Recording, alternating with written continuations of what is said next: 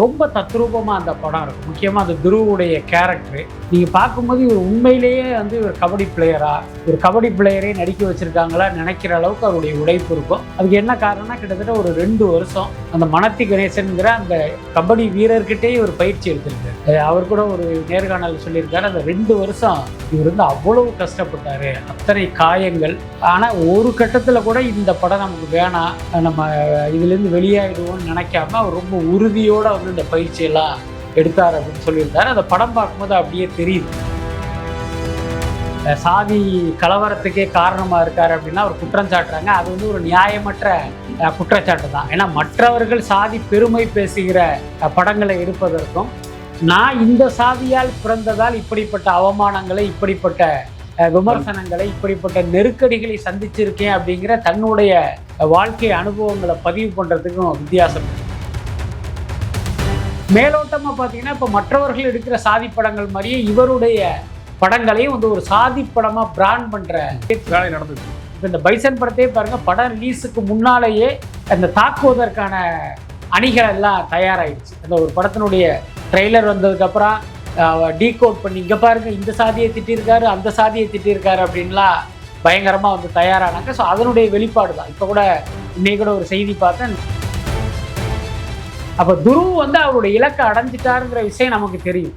ஆனால் எப்படி அடைந்தாருங்கிறது தான் இந்த படத்தினுடைய சுவாரஸ்யம். ஸோ அதை வந்து அவர் கரெக்டாக தான் சொல்லியிருக்காரு. நீங்கள் சொல்கிற மாதிரி இவர் தான் ஜெயிச்சிட்டாரு, இவர் தான் அந்த அணியில் இடம் பெற்றாருங்கிறது நமக்கு தெரியும். இவரும் சென்னை போயிடுவாரா அப்படிங்கிற ஒரு கேள்வி வரும்போது அதான் போயிட்டாரு அப்படிங்கிற ஒரு நார்மலான ஒரு பரபரப்பு இல்லாமல் போகிற மாதிரி இருந்துச்சு. இல்லை அந்த இடத்துல நமக்கு அப்படி தோணாது. என்னன்னா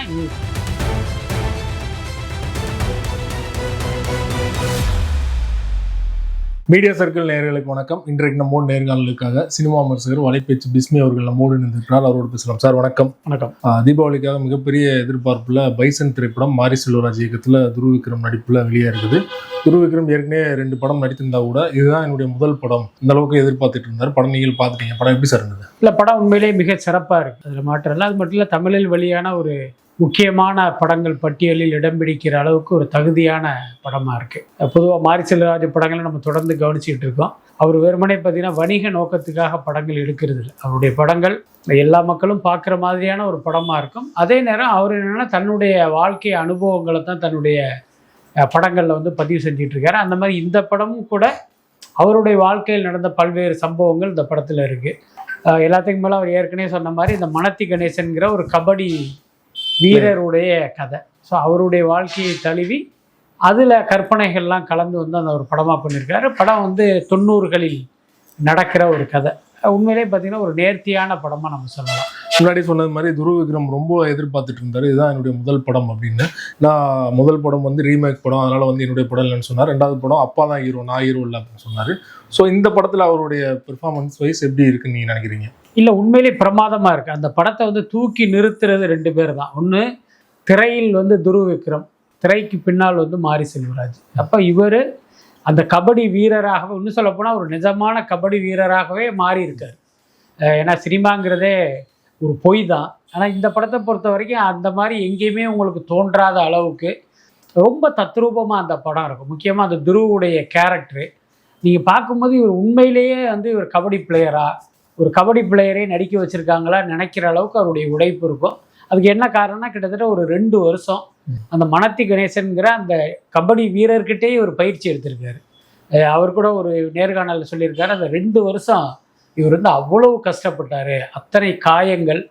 ஆனால் ஒரு கட்டத்தில் கூட இந்த படம் நமக்கு வேணாம், நம்ம இதுலேருந்து வெளியாகிடுவோம்னு நினைக்காம அவர் ரொம்ப உறுதியோடு வந்து இந்த பயிற்சியெல்லாம் எடுத்தார் அப்படின்னு சொல்லியிருந்தார். அந்த படம் பார்க்கும்போது அப்படியே தெரியுது. அந்த அளவுக்கு அவருடைய உடல் மொழிகள்லாம் வந்து ஒரு நிஜ கபடி வீரனாகவே அவரை மாத்திருக்கு. உடல் மொழி வைஸ் ஓகே, உடம்பு வந்து நல்லா ஃபிட்டா ஒரு கபடி வீரனாக மாத்திட்டாரு அப்படின்னாலுமே ஒரு நடிக்கிறது அப்படிங்கிறது ஒரு மெயின் விஷயம் இல்லையா? அது எப்படி பண்ணியிருக்காரு நினைக்கிறீங்க? விக்ரமுடைய பையனுக்கு வந்து நடிப்பு வருமானு நமக்கு அந்த கேள்வியே வராது. திரையில வந்து விக்ரம் பேசுற மாதிரியே இருக்கு சில டயலாக்ஸ். அதுதான் உண்மை. என்னன்னா அவரை பார்க்கும்போது இப்ப நம்ம அப்படி திரையில பார்த்துட்டு இப்படி இந்த பக்கம் திரும்பிட்டு கேட்டோம்னா விக்ரம் பேசுற மாதிரியே நமக்கு இருக்கும். அதுக்கப்புறம் ரொம்ப நுணுக்கமாக பார்த்தீங்கன்னா ஒரு இளவயது விக்ரம், அதாவது ஒரு சேது காலகட்டத்தில் விக்ரமை பார்க்குற மாதிரியே நமக்கெல்லாம் தோணும். பட் என்னதான் இருந்தாலும் அவருடைய பையன் அவர்.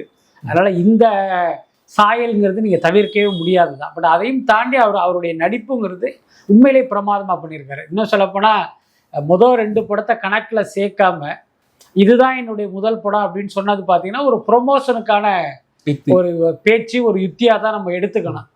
ஆனால் இந்த படம் போய் பார்க்கும்போது அடடா அவர் சொன்னது கரெக்டு தான் அப்படின்னு நமக்கே தோணும். ஸோ அந்த அளவுக்கு வந்து அவருடைய நடிப்பு நல்லா இருக்கு. குறிப்பாக படத்தை தூக்கி நிறுத்துறது திரைக்கு பின்னாடி மாரி செல்வராஜ், திரைக்கு முன்னாடி திரையில பார்த்தீங்கன்னா துருவன்னு சொன்னீங்க. இன்னொரு பக்கம் அவருக்கு ஈக்குவலான ஒரு கேரக்டர் தான் பசுபதி பண்ணியிருக்காரு. ஃபேக்ட் வந்து ஒரு நடிக்கிறதுல வந்து துருவ விக்ரமோட பசுபதி வந்து ஒரு படி மேலேயே நடிச்சிருக்காரு. அந்த அளவுக்கு அவர்கிட்ட வந்து வேலை வாங்கியிருக்காரு மாரி செல்வராஜ் அப்படிங்கிற மாதிரியான பார்வை முன்வைக்கப்படுது. உங்களோட பார்வை என்ன? இல்லை, பசுபதி எப்பயுமே அவர் என்ன கேரக்டரில் நடிக்கிறாரோ அந்த கேரக்டராகவே மாறிடுவார். அதுதான் அவருடைய ஸ்டைலு. இந்த படத்துலையும் அப்படி தான். துருவுடைய அப்பா கதாபாத்திரம் அது பார்த்தீங்கன்னா வெறுமனே வழக்கமான தமிழ் சினிமாவுடைய தந்தை கதாபாத்திரம் மாதிரி இல்லாமல் இது வந்து ஒரு நடிப்பதற்கு வந்து பயங்கரமான ஸ்கோப் உள்ள ஒரு கேரக்டர். அதாவது என்னென்னா மகனுடைய கபடி திறமை என்னங்கிறது அவருக்கு தெரியும். ஆனால் வெளிப்படையாக பார்த்தீங்கன்னா அதை அங்கீகரித்து அவர் அடுத்த கட்டத்துக்கு கொண்டு போகிறதுக்கு அவருக்கு சில மனத்தடைகள்லாம் இருக்கும். அதுக்கு என்ன காரணம் அப்படின்னா மகன் மீதான அவநம்பிக்கை கிடையாது, அவர்கள் வாழ்கிற சூழல். இந்த சூழலில் வந்து இவன் அடுத்த கட்டத்துக்கு போனான்னா இவனும் ஆயுதத்தை எடுத்துருவானோன்னு ஒரு அச்சமும் பயமும் அவருக்கு இருந்துகிட்டே இருக்கும். ஸோ அதன் காரணமாக அந்த பையனுடைய முயற்சிக்கெல்லாம் அவரே தடை போடுவார். ஒரு கட்டத்தில் அதை புரிஞ்சுக்கிட்டு அவரே உறுதுணை அளிப்பார். ஸோ இந்த தவிப்பு, தடுமாற்றம், பரிதவிப்பு, பதட்டம் இது எல்லாமே பார்த்திங்கன்னா ரொம்ப அழகாக பண்ணியிருப்பார் பசுபதி. இன்னும் அவருடைய நடிப்பை வந்து நம்ம ஒவ்வொரு ஃப்ரேமும் ரசிக்கிற மாதிரி இருக்கும். கண்டிப்பாக லால் பற்றி பேசி ஆகணும். லால் வந்து பல படங்கள், தமிழ் படங்கள் நடிச்சிருந்தாலுமே சண்டைக்கோழியில் நடிச்சிருந்தாரு. அதை தாண்டின ஒரு பெர்ஃபார்மன்ஸ் இது வரைக்கும் அவர் கொடுக்கல, அவர் பயன்படுத்தலை அப்படிங்கிற மாதிரி பார்வை வைக்கப்படும். ஏற்கனவே கர்ணனில் பார்த்துருக்கோம் மாரி செல்வராஜ் அவரை எப்படி பயன்படுத்தினார் அப்படின்னு சொல்லிட்டு.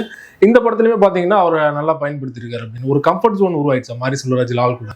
வாய்ப்பு இருக்குது. ஏன்னா இப்போ இந்த படத்தில் பார்த்தீங்கன்னா துருவுடைய அக்காவா நடிச்சிருப்பாங்க, அவங்க கூட கர்நாடகா நடிச்சவங்க. ஸோ அந்த மாதிரி ஒரு படத்தில் ஒர்க் பண்ணும்போது அவங்களுக்குள்ள ஒரு நட்பும் புரிதலும் ஏற்படும். அந்த அடிப்படையில் கூட லால் இந்த படத்தில் கொண்டு வந்திருப்பாருன்னு தான் நினைக்கிறேன்.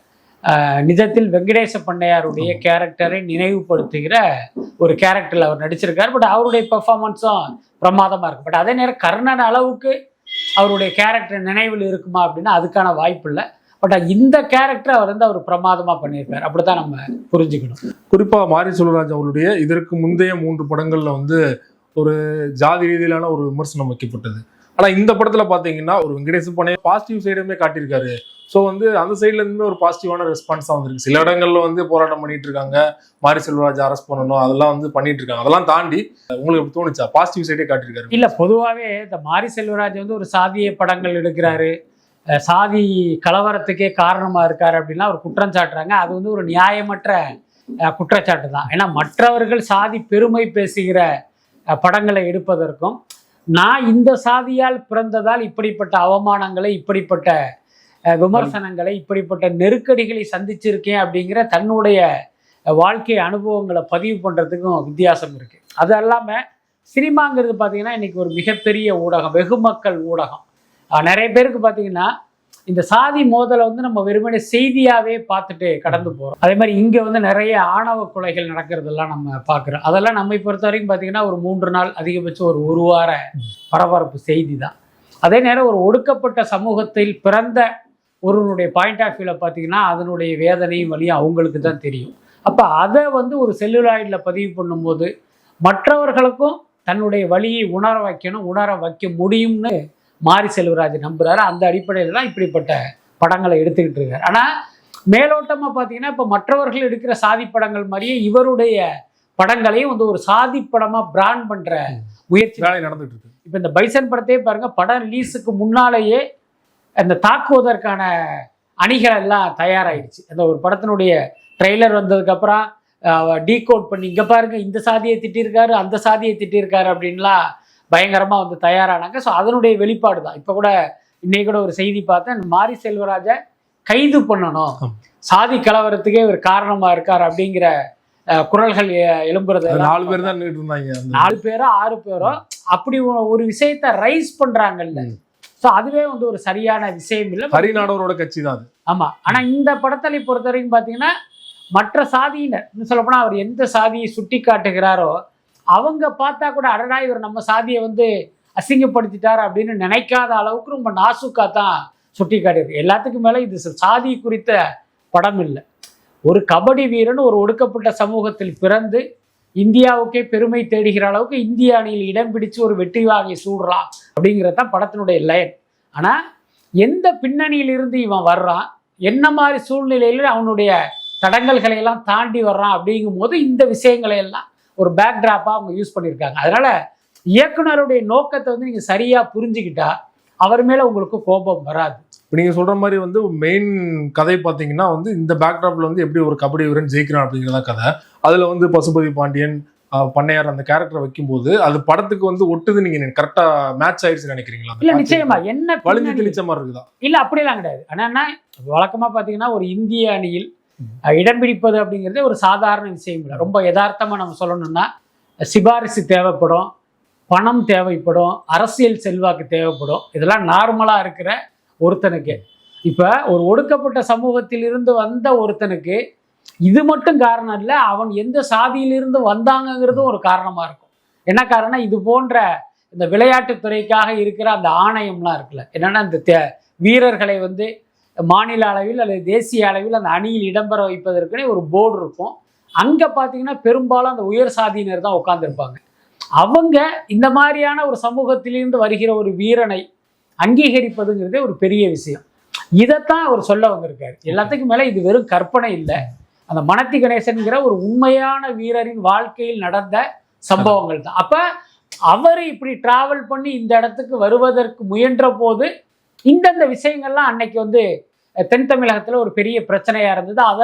அதையெல்லாம் கடந்து அவர் வந்தார் அப்படிங்கிறது தான் அவர் சொல்ல வர்றாரு. அதனால் இது வந்து ஒரு துருத்தலாவெல்லாம் இல்லை, எனக்கு தெரிஞ்சு அது சரியாக பொருந்திருக்கிறதா தான் நான் நினைக்கிறேன். ஓகே, லால் கேரக்டர் பற்றி பேசுனீங்க. இன்னொரு பக்கம் பசுபதி பாண்டியன் அந்த கேரக்டர் ஸ்கெட்சில் பார்த்தீங்கன்னா அமீர் அவர்கள் நடிச்சிருக்காரு. ஏற்கனவே அவருடைய பெர்ஃபார்மன்ஸ் அசுரனில் பார்த்தோம். அதுக்கப்புறம் வாடிவாசல் நடிக்கிறதா தள்ளி போச்சு. அவர் பெர்ஃபார்மன்ஸையும் தாண்டி முழுக்க வந்து ஒரு இயக்குனர் இல்லாமல் நடிக்கிறவே மாறிட்டார். நிறைய படங்கள்ல நல்ல கேரக்டர்னா அமீரை கொண்டு வாங்க அப்படிங்கிற முடிவு காட்டாங்க. ஆமாம், உண்மைதான். இந்த படத்தில் பார்க்கும்போது அமீர் வந்து டைரக்ஷன் விட்டுட்டு பேசாம நடிகர் ஆயிடலாமே அப்படின்லாம் தோணுச்சு. அந்த அளவுக்கு அவருடைய பெர்ஃபார்மன்ஸ் வந்து ரொம்ப சிறப்பாக இருந்தது. எல்லாத்துக்கும் மேலே பார்த்தீங்கன்னா அவர் ஒரு சாதி தலைவரின் கதாபாத்திரத்தில் நடித்தாலும் ஆனால் அந்த கேரக்டரை பார்த்தீங்கன்னா அப்படி ஒரு லெவலுக்கு தூக்குற அளவுக்கு அந்த கதாபாத்திரம் வடிவமைக்கப்பட்டிருந்தது. என்னென்னா அது வெறுமனே பார்த்தீங்கன்னா ஒரு சாதிக்காக போராடுகிற ஒருத்தர் கிடையாது, இன்னொரு சாதி மீது வந்து அவர்கள் தேவை ஏற்படும் போது தான் மோதுறாங்க, எல்லா நேரமும் அவங்கள ஒரு வன்மத்தோட பார்க்கறது இல்லை அப்படிங்கிற மாதிரி அந்த கேரக்டர் வந்து இவர் எழுதியிருந்தாரு. அதுவே வந்து ஒரு பிரமாதமாக இருந்துச்சு. படம் பார்க்கும்போது என்ன உறுத்தலாக இருந்ததுன்னா, ஆரம்பத்திலே பார்த்தீங்கன்னா துருவ் விக்ரம் வந்து ஏசியன் கேம்ஸ் போயிட்டாரு, ஜெயிச்சிட்டாரு. ஏன்னா அடுத்தடுத்த காட்சிகளில் வந்து கையை உடைக்கிறாங்க, இவர் அடுத்த லெவலுக்கு போவாரா, இவங்க அப்பாவுக்கு என்ன ஆகும், அவங்க அப்பாவும் டிவியில் உட்காந்து பார்த்துட்டு இருக்காரு. ஸோ இவங்க குடும்பத்துக்கு எந்த பிரச்சனையும் இல்லை, இவர் வந்து சேஃப்டியாக ஒரு ஜெயிச்சிருவார், அங்கே போய் என்ன நடக்க போகிறது அப்படிங்கிறத முதல்ல உடச்சிட்டாருன்னா அதை பார்க்குற இன்ட்ரெஸ்ட் வந்து கொஞ்சம் மைண்ட் போகல இல்லையா உங்களுக்கு? எப்படி இருந்துச்சா? இல்லை, அப்படி கிடையாது. இதுக்கு வந்து ஒரு உதாரணம் சொல்லணும் அப்படின்னா குஷி படம் தான். குஷி படம் ஓப்பன் பண்ணும்போது இந்த குழந்தையும் எதிர்காலத்தில் இணைய போறாங்கன்னா அந்த கிளைமாக்ஸ் வந்து ஓப்பன் பண்ணிடுவார், சொல்லிட்டு தான் படமே தொடங்கும். அப்ப எப்படி சேர போறாங்கிறது தான் சுவாரஸ்யம். இந்த படத்திலும் கூட நீங்க ஓப்பனிங்கே அந்த ஏசியன் கேம்ஸ்ல ஓப்பன் பண்ணதுனால அப்ப துருவ் வந்து அவருடைய இலக்கை அடைஞ்சிட்டாருங்கிற விஷயம் நமக்கு தெரியும். ஆனா எப்படி அடைந்தாருங்கிறது தான் இந்த படத்தினுடைய சுவாரஸ்யம். ஸோ அதை வந்து அவர் கரெக்டா தான் சொல்லியிருக்காரு. நீங்க சொல்ற மாதிரி இவர் தான் ஜெயிச்சிட்டாரு, இவர் தான் அந்த அணியில இடம் பெற்றாருங்கிறது நமக்கு தெரியும். ஏன்னா அந்த பரபரப்பா வந்து போலீஸ்ல மாட்டிக்கிறாங்க, அங்கிருந்து சூட்கேஸ் தூக்கிட்டு போறாங்க, இவர் வந்து சென்னை போயிடுவாரா அப்படிங்கிற ஒரு கேள்வி வரும்போது அதான் போயிட்டாரு அப்படிங்கிற ஒரு நார்மலான ஒரு பரபரப்பு இல்லாம போற மாதிரி இருந்துச்சு. இல்ல அந்த இடத்துல நமக்கு அப்படி தோணாது. என்னன்னா இப்படி இந்த இவ்வளவு போராட்டத்துக்கு பிறகு அந்த இடத்துக்கு போறான், அவனுக்கு இப்படி ஒரு இடையூறு வந்துருச்சேங்கிற அந்த நினப்பு தான் நமக்கு இருக்குமே தவிர இவன் போவானா, அணியில போய் சேருவானா மாட்டானாங்கிற அந்த தவிப்பு இருந்ததா எனக்கு தோணலை. பட் என்ன இருந்தாலும் வந்து ஒரு டைரக்டருடைய திறமை தான் அது. கண்டிப்பா. இன்னொன்று ரொம்ப வெளிப்படையா சொல்லுமே, ஒரு படம் இருக்கு, ஒரு ஹீரோ இருக்காரு, ஒரு வில்லன் இருக்காரு, அதை பார்த்துட்டு தான் நம்ம படத்துக்கு உள்ளாரே போறோம். என்ன, ஹீரோ வந்து வில்லனை ஜெயிச்சிடுவார், அதுதான் நம்ம எல்லாருக்கும் மைண்ட்ல தெரிந்த உண்மை. ஆனாலும் எதுக்கு போய் உட்காடுறோம், எதுக்கு ஒரு படத்தை 3 தடவை 4 தடவை பார்க்குறோம் அப்படின்னா அதை எப்படி இவர் சொல்லியிருக்காரு அப்படிங்கிறது தான் நம்மளை தியேட்டருக்கு கூட்டிட்டு போற சுவாரஸ்யம். கிட்டத்தட்ட அந்த மாதிரியான விஷயமா தான் நான் பார்க்குறேன். ரொம்ப நன்றி சார். சினிமா மற்றும் அரசியல் தொடர்பாக பல்வேறு விஷயங்கள் என்னோட பகிர்ந்து கொண்டீங்க. மிக்க நன்றி. ரொம்ப நன்றி.